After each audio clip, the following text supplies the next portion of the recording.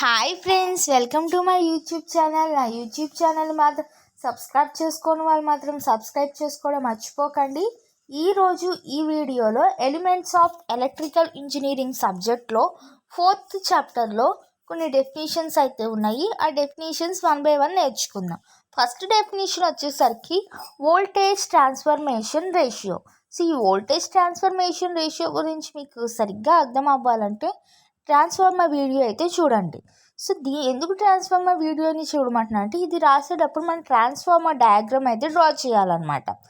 So transformer డయాగ్రామ్ని మీరు observe చేసినట్లయితే ట్రాన్స్ఫార్మర్కి 2 windings ఉంటాయి.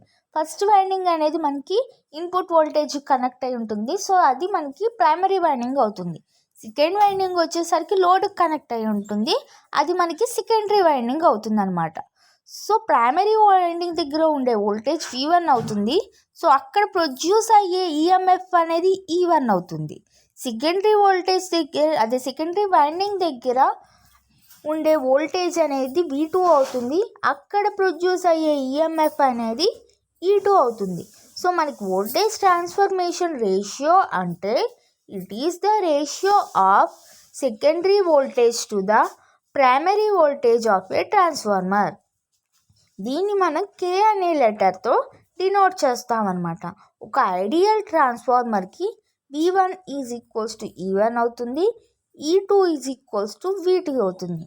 సో కాబట్టి K is equals to V2 by V1 that is equals to E2 by E1. So E2 కూడా ఒక formula ఉంది. So E2 is equals to 4.44 F N2 by E1 formula వచ్చేసరికి 4.44 F N1 అవుతుంది. So ఈ ఈక్వేషన్లో 4.44 అనేవి cancel అయిపోతాయి. F కూడా cancel అయిపోతుంది. తర్వాత 5 కూడా మనం క్యాన్సిల్ చేస్తాం. ఇంకేం మిగిలింది? N2 బై N1 మిగిలింది. సో Kకి ఫార్ములా వచ్చేసరికి V2 బై V1 వస్తుంది, E2 by E1 and N2 by N1 కూడా రాయొచ్చు. సో K వాల్యూ అనేది గ్రేటర్ దాన్ 1 అయితే మనకి ఆ ట్రాన్స్ఫార్మర్ అనేది స్టెప్ అప్ ట్రాన్స్ఫార్మర్ కింద వర్క్ అవుతుంది అన్నమాట. అదే K వాల్యూ అనేది లెస్ దాన్ 1 అయితే ట్రాన్స్ఫార్మర్ అనేది స్టెప్ డౌన్ ట్రాన్స్ఫార్మర్ కింద వర్క్ అవుతుంది. Next efficiency. సో ఎఫిషియన్సీని మనం ఈటా అనే లెటర్తో డినోట్ చేస్తాము. సో దీని డెఫినేషన్ వచ్చేసరికి it is the ratio of output power to the input power is known as efficiency of a transformer.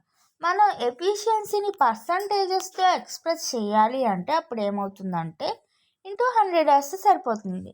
Percentage eta is equals to output power by input power into 100. ఒక మంచి ట్రాన్స్ఫార్మర్కి efficiency వచ్చేసరికి 95% నుండి 99% వరకు ఉంటుంది.